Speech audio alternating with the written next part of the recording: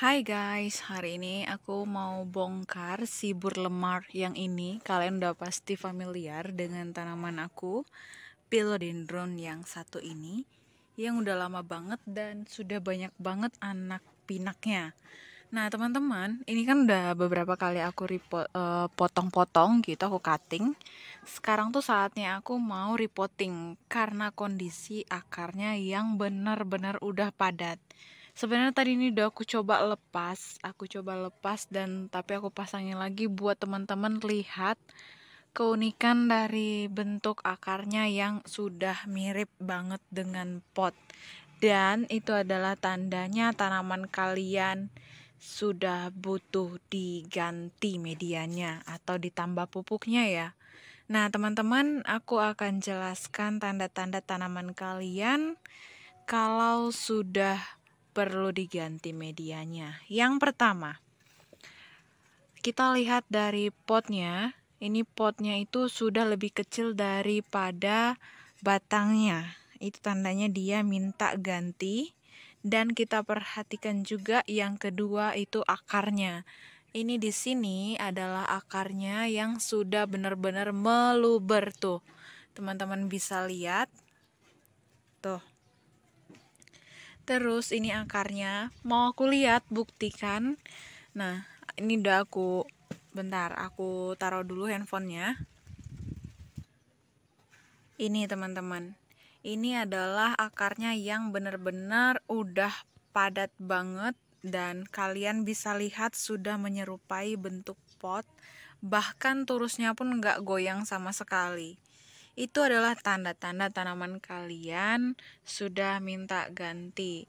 Terus selanjutnya apa? Kita perhatikan. Kalau tanaman itu dia sudah banyak bercabang seperti ini dan itu kekurangan nutrisi, kita lihat daunnya nggak begitu subur lagi. Daunnya itu kecil-kecil, itu adalah tanda yang ketiga. Kita perhatikan, nih daunnya itu udah kayak kurang nutrisi karena benar-benar sudah nggak ada makanan lagi dari tanaman ini. Jadi benar-benar udah akar semua, itu saatnya kita ganti ke media yang baru dan tempat wadah yang baru. Nah teman-teman, itu adalah tanda-tandanya ketika tanaman kita sudah minta ganti media. Selanjutnya, apa yang harus kita persiapkan? Yang pertama adalah pot yang lebih gede daripada sebelumnya. Harus lebih besar ya teman-teman. Tidak boleh sama ukuran, karena kalian bisa mengurangi akar-akarnya. Nah, bagaimana ketika kita repotting? Apakah akarnya harus kita kurangi? Atau bagaimana? Atau medianya kita buang? No, nggak perlu teman-teman. Ini kan akarnya sudah rapi, kecuali akarnya itu panjang-panjang melebihi pot ini dan gedenya juga melebihi pot ini, bisa mungkin kita atasi dengan pot yang lebih besar atau mungkin bisa kita pakai ember. Nah teman-teman, sesudah itu apalagi yang harus kita persiapkan? Kita perlu persiapkan pupuk. Ini adalah pupuk kohe sapi. Ini adalah pupuk kohe sapi yang sudah aku siapin. Ini pupuk kohe sapinya sudah jadi tanah. Usahakan yang udah jadi tanah, yang sudah lama banget, dan jangan yang pakai yang baru atau yang masih segar ya teman-teman. Nah, ini benar-benar bagus banget. Terus apa yang akan kita lakukan?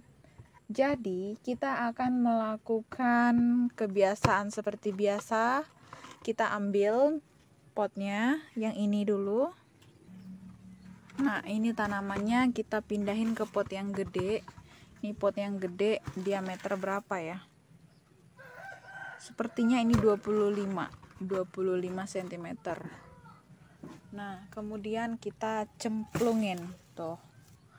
Nah karena akarnya ini benar-benar rapi dan mengikutin, jadi kita, menurut saya, ini versi saya ya teman-teman, ini kan sudah banyak sekam di dalamnya, sudah banyak sekam, dan aku hanya menambahkan pupuk aja supaya si burlemarku ini makin gendut dan karena pupuk ini sudah menjadi tanah, ibaratnya kayak udah satu kesatuan lah dengan tanah, jadi aku cuman menaruhkan aja pupuknya. Itu kalau enaknya kita pakai pupuk kompos sapi yang sudah lama, jadi sudah bagian sebagai tanah.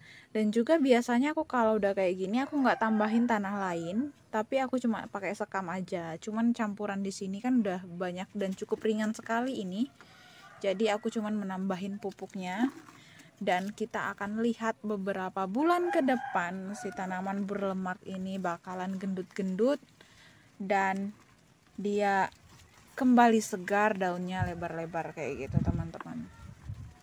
Nah teman-teman, sembari aku membuat ini, meletakkan ini, aku akan cerita sedikit. Jadi untuk tanaman kita itu yang pertama kita harus rawatnya, kita perhatikan dulu itu untuk medianya itu sudah benar apa belum, lalu untuk komposisinya sudah, perbandingannya itu sudah benar apa belum. Soal media itu atau pupuk yang kita pakai itu setiap orang atau setiap daerah itu beda-beda ya. Ada yang teman aku cuman pakai tanah biasa, dia suburnya minta ampun. Mungkin tergantung dari unsur tanah yang di sana. Nah, itu jadi kita nggak bisa patokin aku pakai kohe sapi di sini, di tempat kalian juga bagus pakai kohe sapi. Tapi kebanyakan kalau kita menggunakan kohe sapi itu tanamannya memang cepet banget. Namun kelemahannya kalau kita pakai kohe sapi itu dia bakalan cepet banget rumputan gitu. Jadi mungkin karena sapinya makan rumput, jadi ini cepet banget dia tumbuh rumput teman-teman. Nah untuk tanaman ini, tanaman pilo termasuk jenis yang sangat mudah sekali dipelihara dan rekomendasi buat teman-teman yang pemula mengenal pilo-piloan atau mengenal tanaman hias. Mari kita belajar bersama teman-teman. Dan teman-teman juga bisa lihat rata-rata di videoku itu menggunakan pupuknya kohe sapi ya, karena kita di sini juga adanya kohe sapi. Kalau kohe kambing, kohe itu kotoran hewan kambing, itu dia susah dapatnya di sini dan tidak mudah. Kemudian harganya juga lebih mahal. Dan kohe sapi ini jauh lebih hemat daripada kohe kambing. Nah teman-teman, kalian ada masalah apa aja? Ada masalah jamuran kah? Aku pakainya kalau jamuran nih Dersban ini bener-bener kuat banget kena ke hidung kita tuh, jadi kayak bener-bener terlalu keras obatnya. Kalau kalian menyemprotkan Dersban, mohon banget kalian itu supaya untuk pakai masker, kalau enggak bakalan kena paru-paru kita. Nah jadi ini semua pupuk yang udah jadi tanah tadi, lumayan juga, habis juga ya, setengah ember nih. Ini pupuk semua aku kasih supaya dia makin gendut.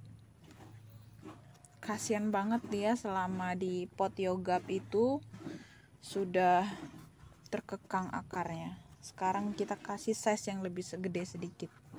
Gimana nanti kalau udah habis dari pot ini? Mungkin kita pakai ember aja yang besar.